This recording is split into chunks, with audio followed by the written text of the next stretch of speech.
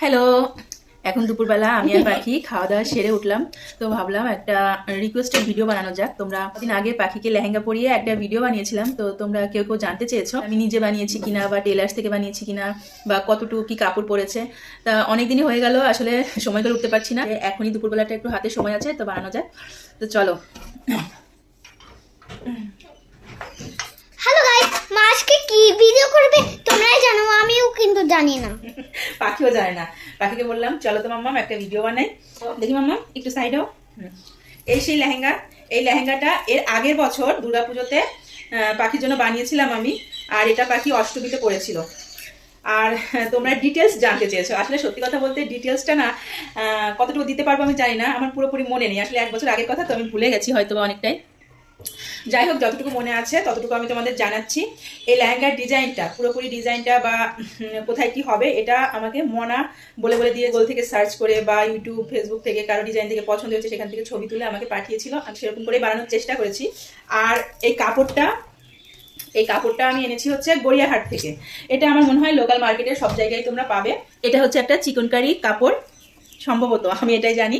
এটা হচ্ছে একটা চিকনকারি কাপড়ের ওপর হালকা হালকা সেম কালারের চুমকি দিয়ে কাজ করা আছে আর সুতোর কাজ করা আছে। যে কোনো কাপড় দিয়ে বানানো যাবে, কিন্তু একটু সিল্ক টাইপের কাপড় হলে লেহেঙ্গাটা ভালো লাগবে, ঘেরটা ভালো ছড়াবে। এই যে ব্লাউজ, এই লটকানগুলো আমি ইউটিউব দেখে, এই লটকানগুলো ডিজাইন আমি ইউটিউব দেখে বানিয়েছি। এই হচ্ছে পাখির ব্লাউজ। তো ডিটেলস বলতে হচ্ছে আমি মোটামুটি এই ওপরের যে কাপড়টা, এখানে ভেতরে লাইনিংয়ের একটা কাপড় আছে।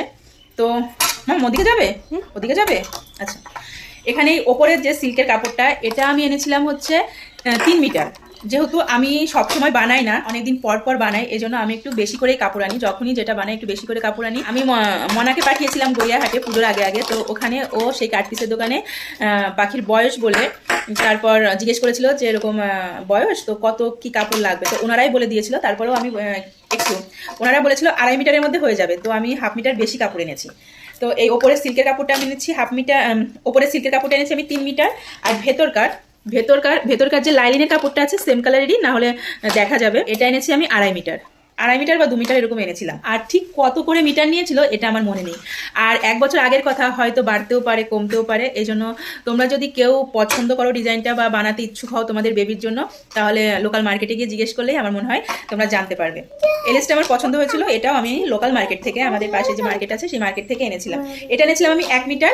এটা আমার কাছে 100 টাকা মিটার নিয়েছিল। ব্লাউজের এই বুকের কাছে একটা লাইন দিয়েছি, এই যে। আর হচ্ছে এই হচ্ছে ওড়নার এরকম গলার এখানে গলার এখানে একটু দিয়েছি। আর এরকম দুই সাইডে দিয়েছি। তো আমার 1 মিটারে, আচ্ছা দিচ্ছি না, আমার 1 মিটারেই হয়ে গেছিল। তো আমি লেসটা আর কোথাও দিইনি। আমি ভেবেছিলাম লেহেঙ্গার যে ঘাগরাটা একদম নিচের কাজ, ঝুলের দিক দিয়ে আমি কোনো না কোনো একটা লেস লাগাবো। এটা অনেকটা ভারী হয়ে গেছে, যেহেতু ভেতরে লাইলিনের কাপড় আছে, তারপর হচ্ছে ওপরের এই কাপড়টা। আর প্রচুর ঘের দিয়েছি আমি, এটা অনেকটা ঘের দিয়েছি, অনেক কুচি দিয়ে ঘের বানিয়েছি, যার জন্য অনেকটা ভারী হয়ে গেছে। এই জন্য আমি আর লেস লাগাইনি। যেহেতু কি বয়স তখন আরও 1 বছর কম ছিল, পাখি আরও একটু ছোটো ছিল, ও টানতে পারবে কিনা। তারপরে আবার এত সুন্দর করে বানাচ্ছি, একটু ঝুলে বড়ও রেখেছিলাম, যার জন্য সব মিলিয়ে আমি আর লাস্টের দিকে চিন্তা ভাবনা করে আর লেসটা লাগাইনি। তো এই হচ্ছে, আমি দাঁড়িয়ে দেখাচ্ছি, এই হচ্ছে এই হচ্ছে পাখির ঘাগরাটা। আর এটা কিন্তু আমি লাইলিনের কাপড়টা ভেতরে একবারে সেট করে দিয়েছি, সেট করে দিয়ে তারপরে কুচি দিয়েছি। তারপরে এইখান কোমরের যে কাপড়টা সেটা লাগিয়েছি। আর এখানেও আমি 2টো লটকান রেখেছি এই ফিতের সঙ্গে। তো আমি এইটুকুই আমি বলতে পারলাম তোমাদের। আর যদি তোমরা ডিটেলস ভিডিও দেখতে চাও, তোমরা 1 বছর আগে একটু আমার পেজে পেছনের দিকে যেতে পারো, সেখানে ডিটেলস আমি কি করে সেলাই করেছি সেগুলোও দেওয়া আছে। তো এইটুকুই ছিল। এই যে আর সহ্য হলো না, এখন থেকে এই ড্রেসটা পরতে হবে। তো এতটুকুই আমি তোমাদের বলতে পারলাম না, তোমাদের কতটা কাজে লাগবে। যদি তোমরা তোমাদের বেবিদের জন্য এই ড্রেসটা বানাতে চাও, তাহলে অবশ্যই কাটপিসের দোকানে গিয়ে ওই লোকেদের কাছে জিজ্ঞেস করবে এবং নিজের বাচ্চার বয়স বা বাচ্চার হাইট দেখালে ওরাই বলে দেবে। টোটাল আমার পুরোটা মিলিয়ে খরচা হয়েছিল 1500 টাকা, লেস কাপড় সব দিয়ে। টাটা।